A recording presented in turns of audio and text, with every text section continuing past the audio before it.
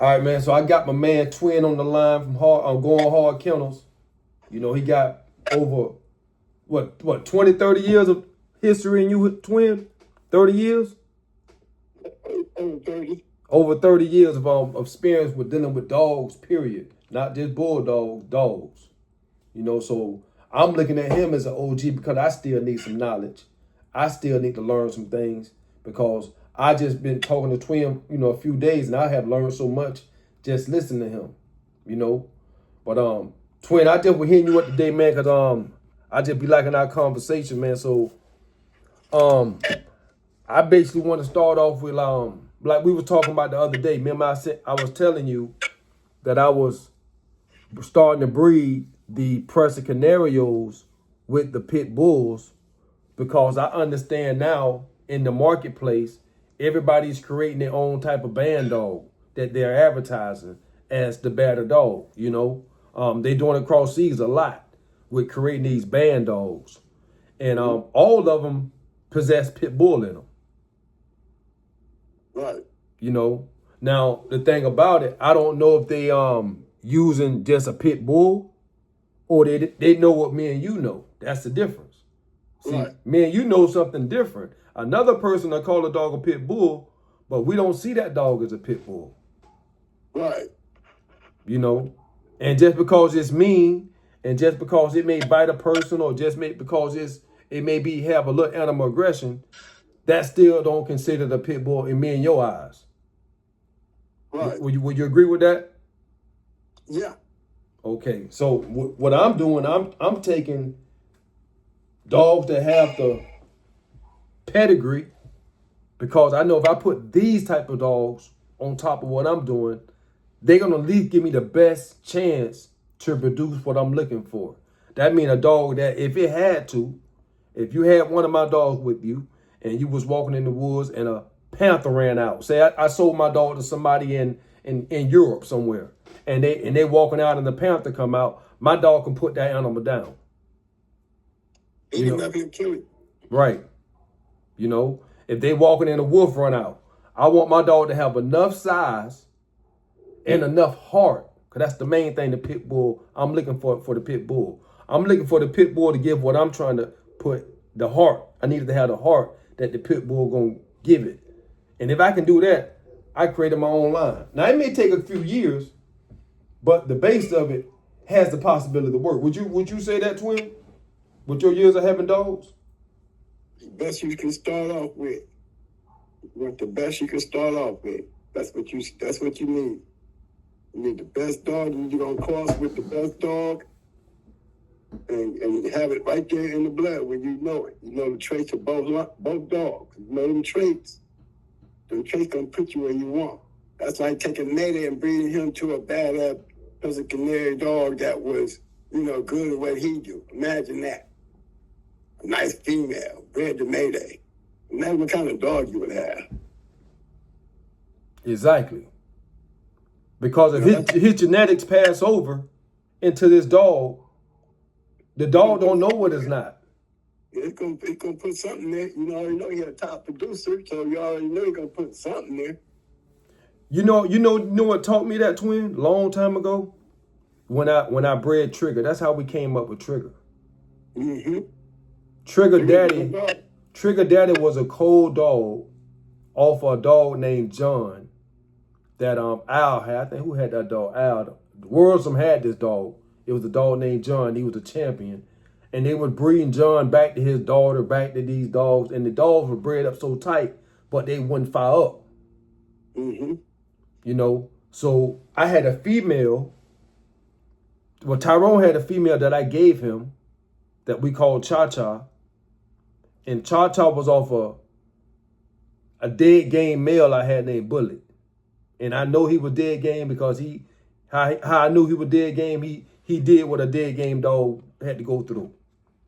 Right. You don't call dead game dogs dead and he's still alive. Yeah, he the one taught me, say, man, you need to get serious about this. That when I was young, I was naive. I didn't really know about dogs. And you lose a good dog to make you get serious.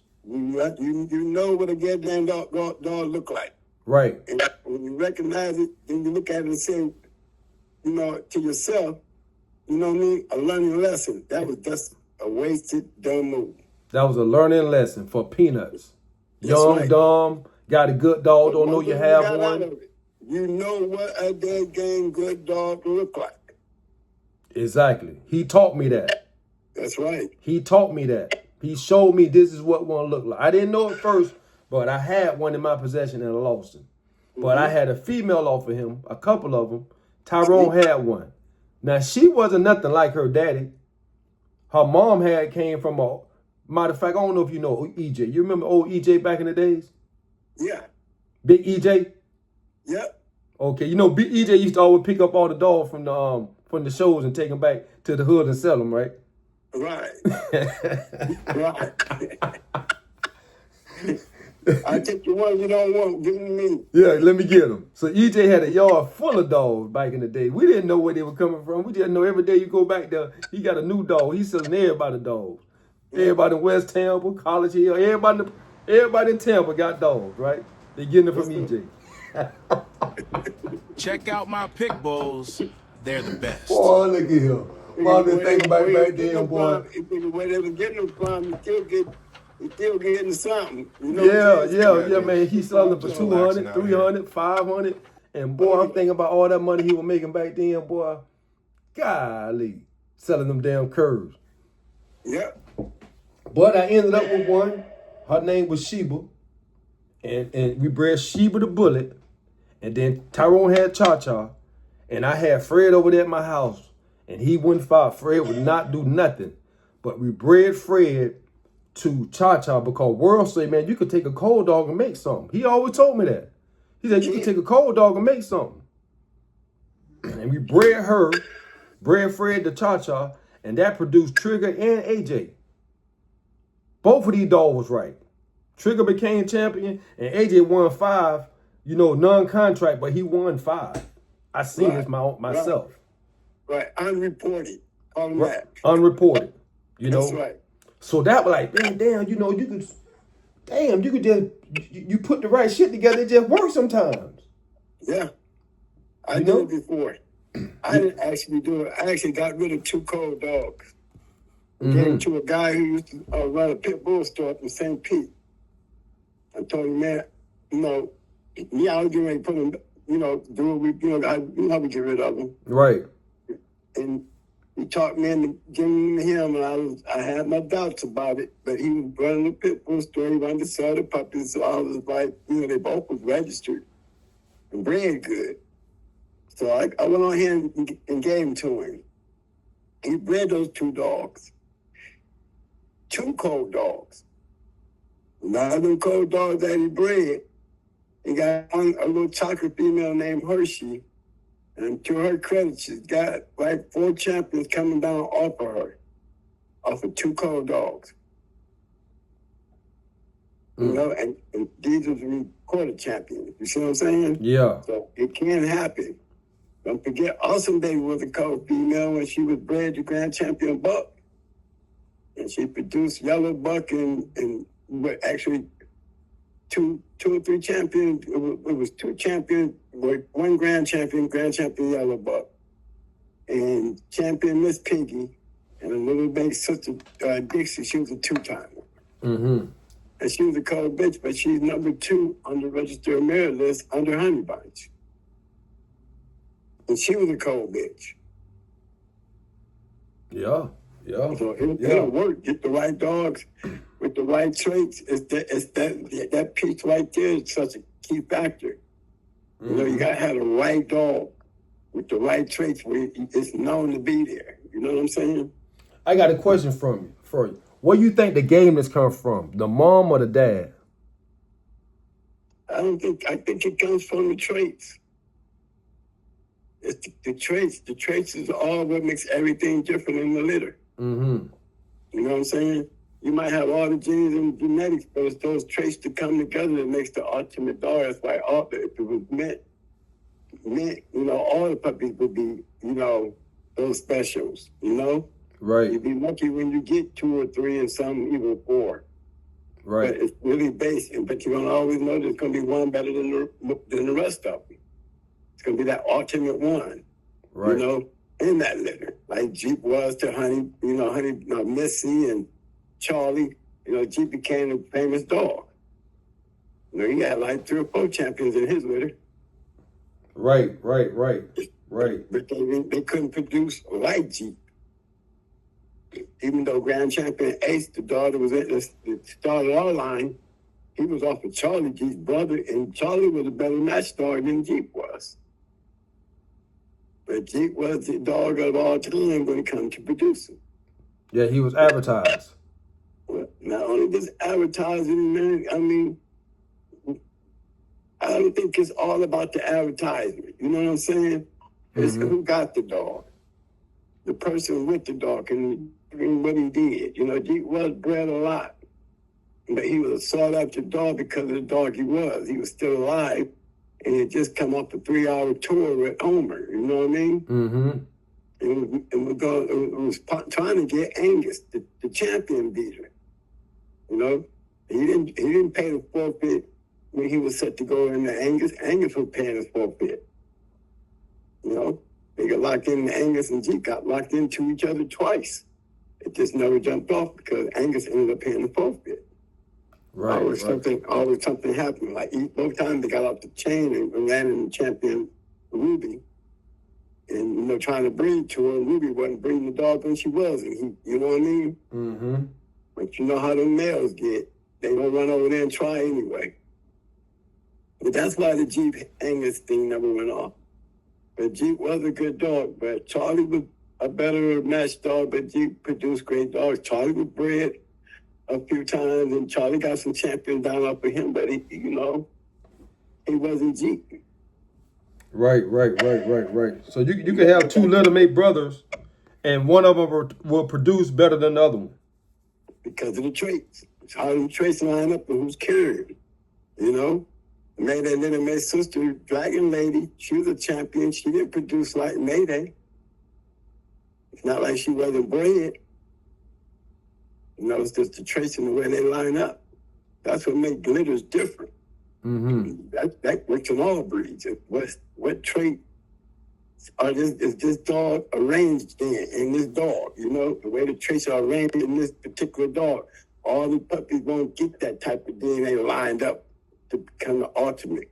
You just got to hope that you got the one that does. You know what I'm saying? And have the eye to see it. Right.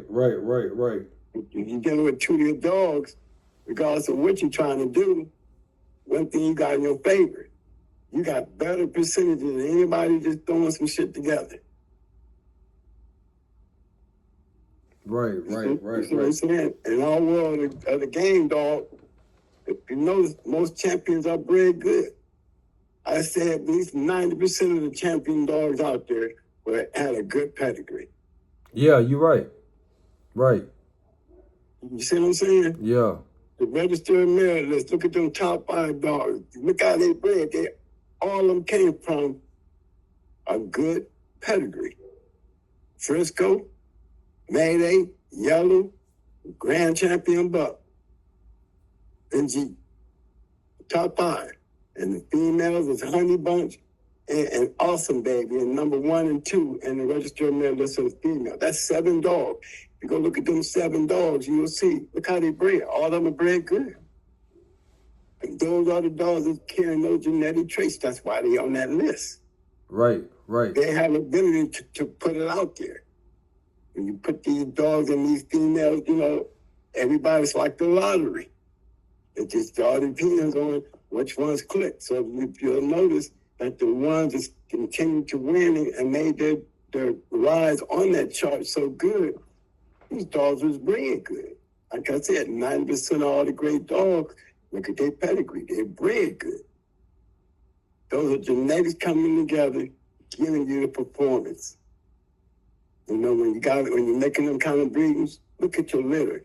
Mm-hmm. I mean, you can look at your litter and notice it's going to be different than everybody else's litter because ain't nobody breeding like you are. And no guarantees, but one damn thing for damn sure. I got a better guarantee working with me when I'm breeding some good bred shit. It's showing that I got work behind. You know what I mean? Right. Because they were bred good. I got work behind this shit. But the paper, let's talk about the dog. Exactly. You see what I'm saying? Exactly. Once I see the dog, then I can talk about the paper. Mm-hmm. So that's how you look at it, even when you breed those puppies. You know, when you make those moves, something like that, something really the game, period. Tutor and all of them, they figured all that shit out. There was no way in the world these dogs would be as good as they were if these guys wasn't taking the best and breeding to the best.